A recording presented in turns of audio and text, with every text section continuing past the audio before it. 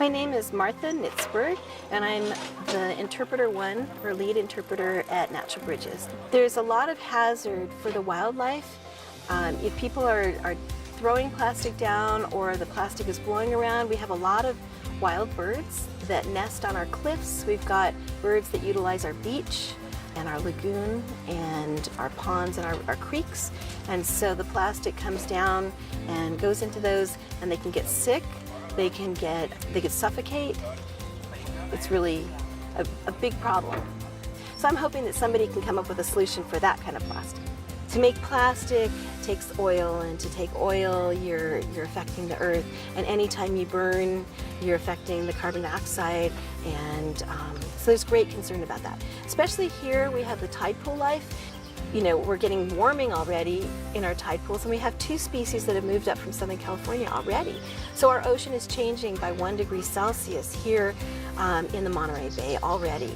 So we really need to be thinking about how we can make less impacts and what we can do in our life and how we can change what we do.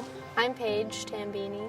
I've been interning with Save Our Shores for about 6 months, and I just came on staff as a contracted employee to do the dock walking program. The goal during the beach cleanups is kind of to bring the community together and there's sort of an educational component, kind of teaching about the Monterey Bay and the special features that kind of make it this hub of biodiversity. And then also to just kind of bring awareness to the issue of plastic pollution, especially in these kind of heavily populated coastal areas. One thing we really try and stress is the use of single-use plastics, coffee cups. You know, it's something that took billions of years to make in the earth and then becomes a plastic straw that you use for 5 minutes and then dump. And we don't even think about it. It's so much a part of our lives. But it's so harmful and kind of arbitrary. We don't really need to be doing that. My name is Mark Hernandez. I'm the president of the environmental club EcoLife on campus for SFSU. More instead of pressuring the younger generation, it's the pressure the current generation. Just teach elementary school kids about just basic environmental facts.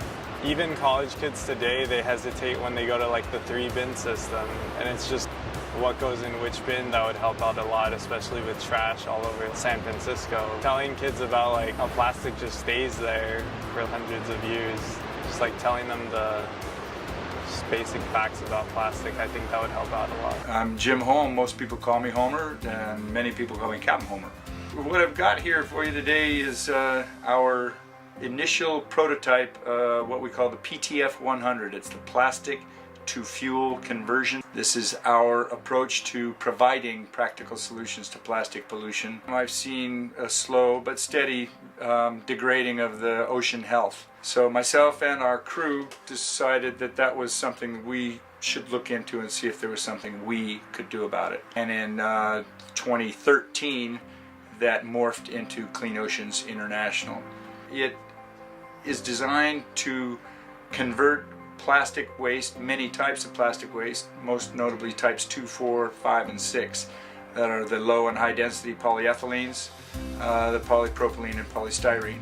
Our approach is to create what we call small scale plastic to fuel conversion systems, smaller and all the way down to tiny sized communities.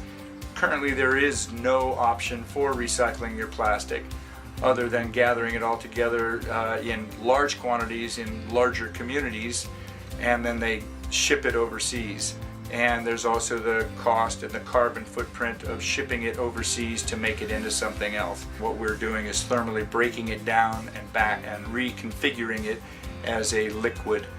And that liquid is very close to our motor fuels, and with a little bit of chemical magic and some distillation processes created a product that meets all ASTM diesel fuel standards.